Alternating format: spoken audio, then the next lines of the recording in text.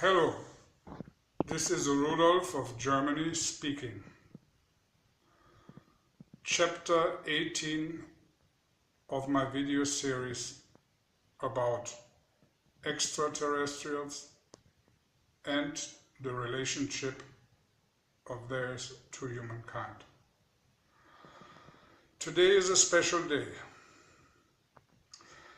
After I spoke to the council of our highest priesthood, called the Sleeper, the Great Sleeper, which I will explain to you after, I've got the permission to explain to you the whole truth about religion, humankind, your relationship to us, life after death, and any question which any intelligent human being has all his life carried around with him or her, until finally today we start with a small series of videos so you will have a better picture, and finally the pressing questions which bother you all your life will vanish, and peace and happiness will come into your life.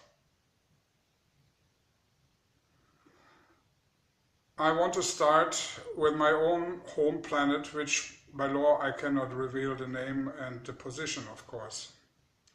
But I give you a short idea.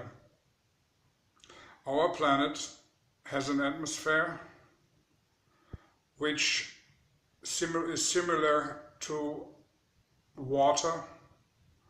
We live in this atmosphere which is all around this planet. There's only one atmosphere of that kind, about 5 miles high, and it is an atmosphere with a slight bluish color.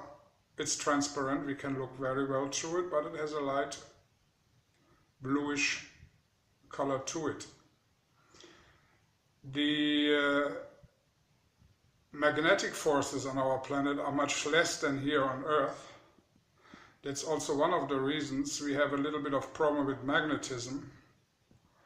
So when we move through this water-like atmosphere, we don't walk like we do here on Earth, but it is maybe a little bit similar to the ones you've seen on television when men walk on the moon.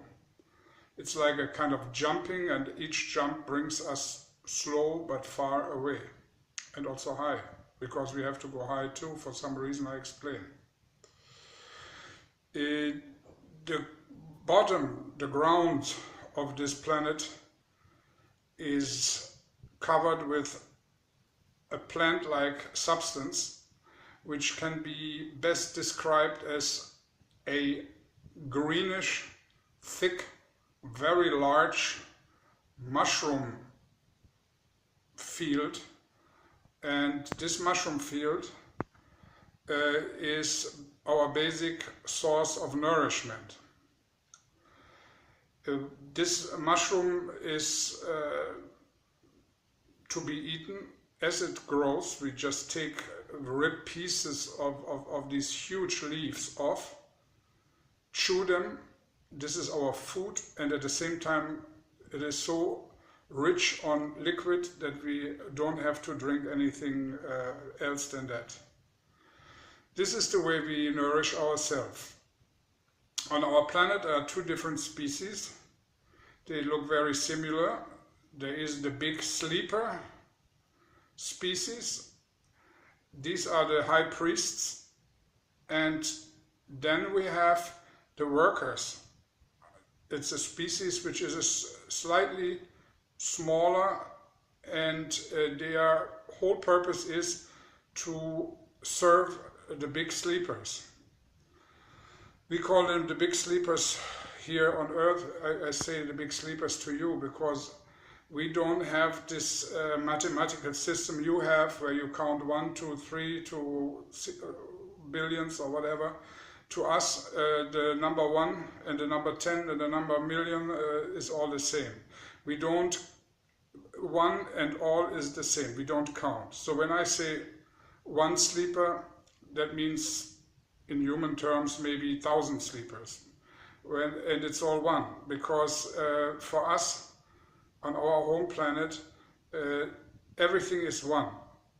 The whole universe is 1. The whole universe is me, or the whole universe would be you.